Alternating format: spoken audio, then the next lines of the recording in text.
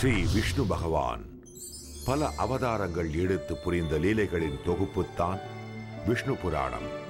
இந்த பூலோகத்திற்கு எப்பொழுதெல்லாம் அச்சுறுத்தல் ஏற்படுகின்றதோ அப்பொழுதெல்லாம் பகவான் ஏதாவது ஒரு அவதாரம் எடுத்து இந்த பூலோகத்தை ஆபத்திலிருந்து காத்து வருகின்றார். அப்படி ஒரு அவதாரத்தின் கதைதான் இது.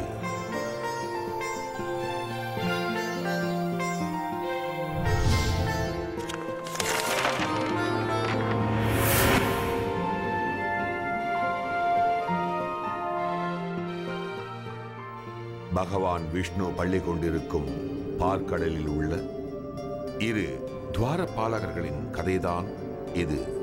அதை பற்றி இப்பொழுது பார்ப்போம்.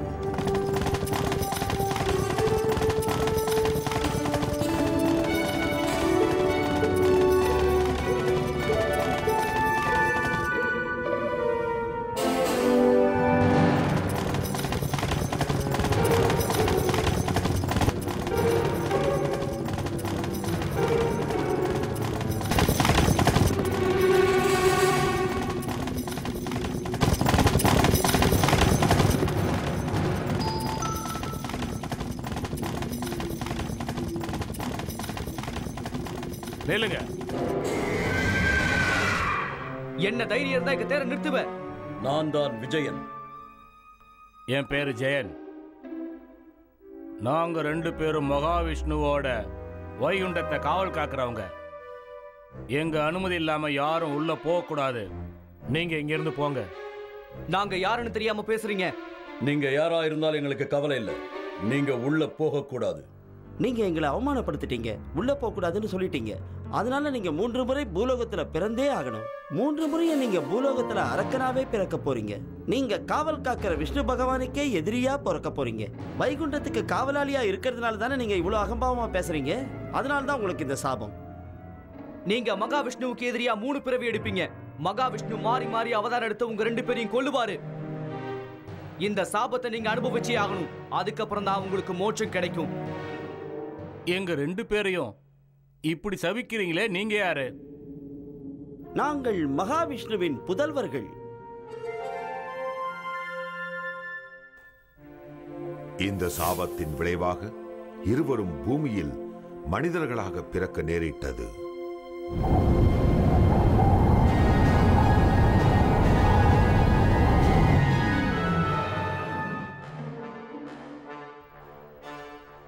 முதல் பிறவியில் அவர்கள் அரக்கர் குலத்தில் இரண்யாட்சகன் மற்றும் ஹிரண்யகசிபு என்ற பெயர் கொண்ட சகோதரர்களாக பிறந்தனர்.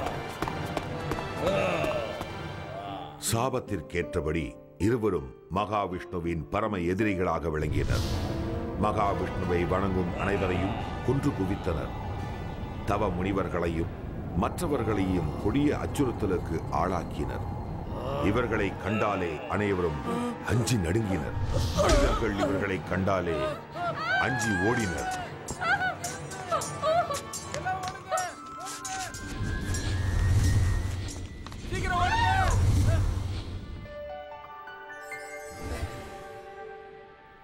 ஒரு வழியாக மகாவிஷ்ணு இரண்யாட்சகனை வதம் செய்வதற்காக பன்றியின் உருவெடுத்து வராக அவதாரம் எடுக்க முடிவெடுத்தார்.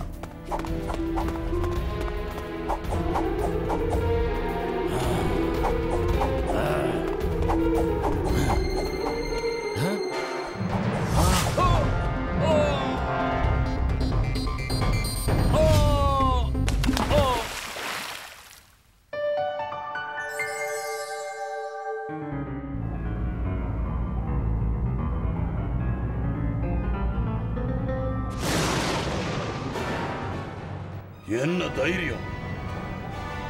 என் சகோதரனை கொல்ற அளவுக்கு அந்த விஷ்ணுவுக்கு தைரியம் வந்துடுச்சா? அவனை நான் உயிரோட விட மாட்டேன். விஷ்ணு பக்தர்களை அழிப்பேன். விஷ்ணுவுக்கு கோயில்களே இருக்கக்கூடாது.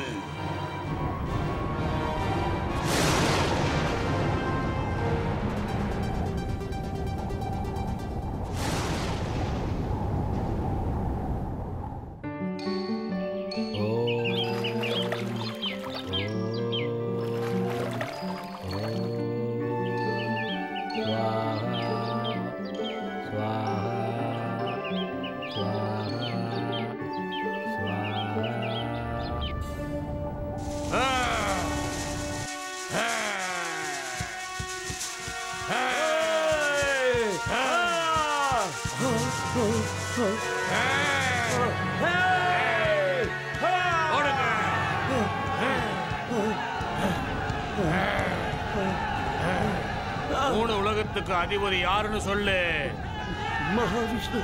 அவர்தான் மூன்று உலகத்திற்கும் அதிபதியே. முடிஞ்ச அவன் வந்து உன்னை காப்பாத்த சொல்லு.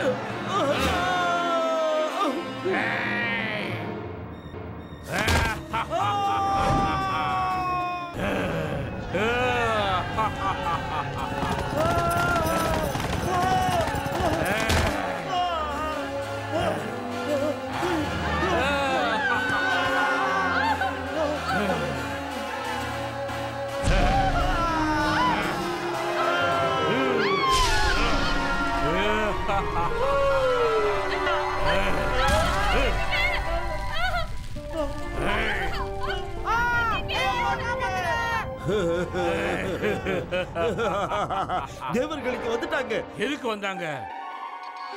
ஓடுங்க ஓடுங்க, நம்மள அவங்க கொன்னுடுவாங்க. வாங்க வாங்க, நம்மள கொன்னுடுவாங்க. சீக்கிரம் வந்துருங்க. அங்கே பாருங்கள், அரக்கர்கள் ஓடுகிறார்கள். விடாதீர்கள். எல்லா அரக்கரையும் கொன்னுட்டு வா.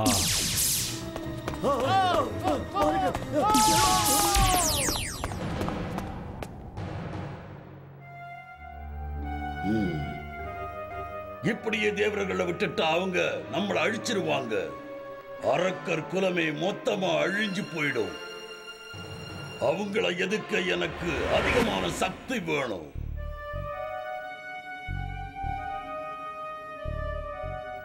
நான் இந்த உலகையும் அடக்கி ஆளணும்னா அதிகமான சக்தி எனக்கு வேணும். அந்த விஷ்ணுவை விட அதிகமான சக்தி எனக்கு வேணும். நான் மாயமா மறைகிற சக்தி வேணும். அதுக்கு ஒரே ஒரு வழிதான் இருக்கு.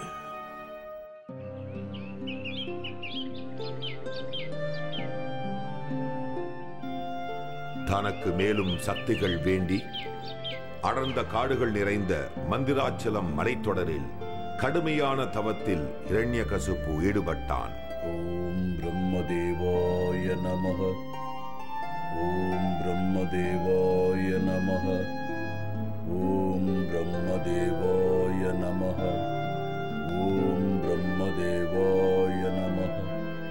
ஓம் பிரம்மதேவாய. இரவு பகல் பாராது கொடிய வன விலங்குகளை கண்டு அஞ்சாமல் கடும் தவத்தில் ஈடுபட்டான் ஹிரண்யகசிபு. பிரம்மதேவாய நமஹ. ஓம் பிரம்மதேவாய நமஹ. ஓம் பிரம்மதேவாய நமஹ.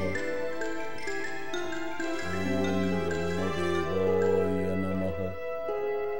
ஓம் பிரம்மதேவாய நமஹ. இப்படியாக பல நாட்களும் மாதங்களும் உருண்டோடின.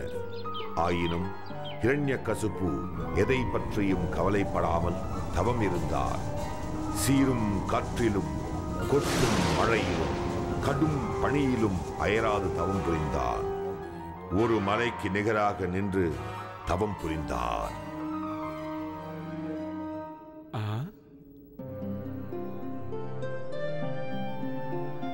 அங்க பாருங்க, இரண்யகசிபு தவம் பண்ண ஆரம்பிச்சதுல இருந்து அரக்கர்கள் யாருமே மக்களை தொந்தரவு பண்றதே இல்லை. ஆமா, இதுதான் நமக்கு சரியான சந்தர்ப்பம். அரக்கர்களையும் அவங்க மாளிகையும் அடியோட தரமட்டமா ஆக்கிடலாம். என்ன சொல்றீங்க? இரண்யகசிபு திரும்பவும் ராஜ்யத்துக்கு வந்தா அவன்கிட்ட நிறைய சக்தி இருக்கும். ஆனா நம்மளை எதிர்க்கிறதுக்கு எந்த படையுமே இருக்காது.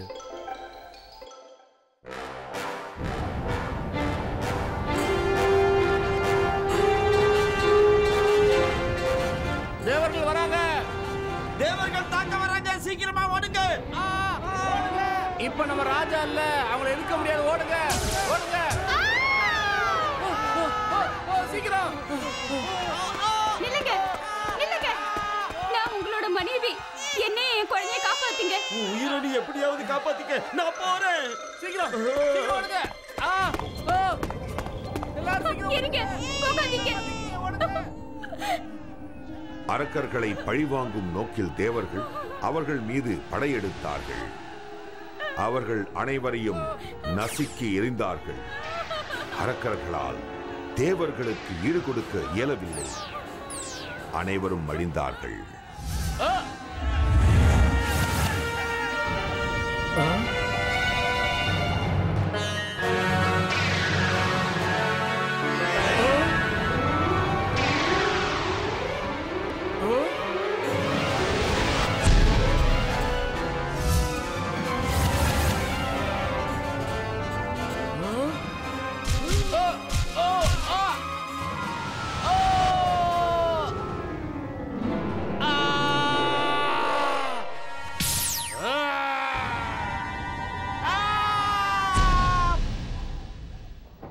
ஹிரண்யகசுபுவின் அரண்மனையை அழிக்க வேண்டி தேவர்களின் தலைவனான இந்திரனை நேரில் வந்தான்.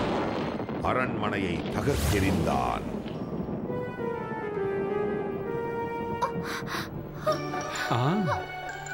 என் எதிரில் நிற்பது ஹிரண்யகசுபுவின் மனைவியா? அரக்கர் குல தலைவனின் மனைவியா இந்திரனை பார்த்து இப்படி பயப்படுவது? தேவேந்திரா, என்ன தயவு செஞ்சு விட்டுடு. உன்னை கெஞ்சி கேட்டுக்கிறேன். ஏன்னா எனக்குள்ள இன்னொரு உயிர் வாழ்ந்துகிட்டு இருக்கு. அதனால விட்டுடு. நான் ஒரு குழந்தைக்கு தாயாக போறேன். முடியாது. நான் இதை அனுமதிக்க மாட்டேன். வா என் கூட.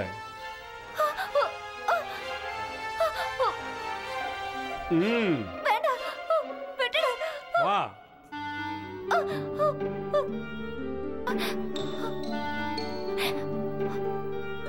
தேவேந்திரா, நீ செய்யறது உனக்கே நல்லா இருக்கா? அடுத்த மனைவி இப்படி வலுக்கட்டாயமா இழுத்துட்டு போறியே, இது சரியில்லை. எங்க அரக்கர் குலத்தை சேர்ந்தவங்க கூட இந்த மாதிரி இழிவான செய்ய மாட்டாங்க தேவேந்திரா. நானும் என் வயித்துல வளர்ற குழந்தையும் உனக்கு எந்த தீங்கும் செய்யலையே. எதுக்காக எங்களை கொல்லணும்னு நினைக்கிற தேவேந்திரா? நீ செஞ்ச ஒரே தவறு ஹிரண்யகசிபுவோட வாரிசு உன் வயிற்றுல சுமந்துக்கிட்டு இருக்கிறது தான். தேவர்களுக்கும் மனிதர்களுக்கும் நன்மை செய்யணுங்கிற ஒரே காரணத்துக்காக தான் உன் குழந்தை பிறந்த உடனே நான் அழிக்க போறேன். வேண்டாம், என் குழந்தைய ஒண்ணும் செஞ்சிடாத. தயவு செஞ்சு என் குழந்தைய கொன்னுடாத. வேண்டாம். நாராயண நாராயண. வணக்கம் நாரதரே. தேவேந்திரா, அடுத்தவர்களின் மனைவியை அபகரிக்க கூடாது. நீ செய்யும் செயல் நல்லதல்ல. இதை தயவு செய்து மறந்துவிடு. நாராயண நாராயண. நாரதரே, இவள் ஹிரண்யகசிபுவின் மனைவி. அவனுடைய வாரிசை வயிற்றில் சுமந்து கொண்டிருக்கிறாள். இவள் அந்த குழந்தையை பெற்றெடுக்கும் வரை என்னுடைய பாதுகாப்பில் தான் இருப்பாள். நாராயண நாராயண. தேவேந்திரா, குழந்தை பிறந்தவுடன் இவர்களை பத்திரமாக கொண்டு போய் சேர்த்து விடுவாய். இல்லை, அந்த ஹிரண்யகசிபுவின் வாரிசை ஒரு காலம் நான் விட்டு வைக்க மாட்டேன். குழந்தை பிறந்தவுடன் அதை நான் கொண்டு விடுவேன். அதன் பிறகு நான் அவளை அனுப்பிவிடுவேன். தேவேந்திரா, என் குழந்தையை கொன்னுடாத. தயவு செஞ்சு எங்க மேல கருணை காட்டு தேவேந்திரா. உன்னை கெஞ்சி கேட்டுக்கிறேன். நாராயண நாராயண.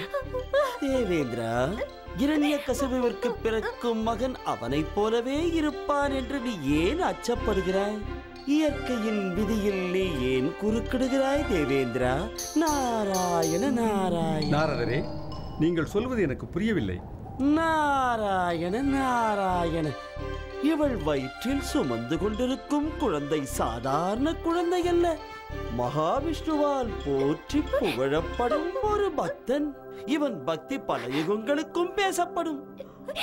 அந்த குழந்தை மானிட பிறவிகளுக்கே ஒரு எடுத்துக்காட்டாய் விளங்கப் போகிறான். அப்படிப்பட்ட பக்தனை நீ உன் கையால் கொல்லப் போகிறாயா? அது பாவச் செயல் அல்லவா? தேவேந்திரா, நீயே சொல். நாராயண நாராயண. நாரதரே, நீங்கள் சொல்வது இப்பொழுது எனக்கு நன்றாக புரிந்துவிட்டது. இந்த பெண்மணியை நான் இப்பொழுதே விட்டுவிடுகிறேன். அவள் விரும்பியபடி எங்கு வேண்டுமானாலும் செல்லட்டும். நாராயண நாராயண.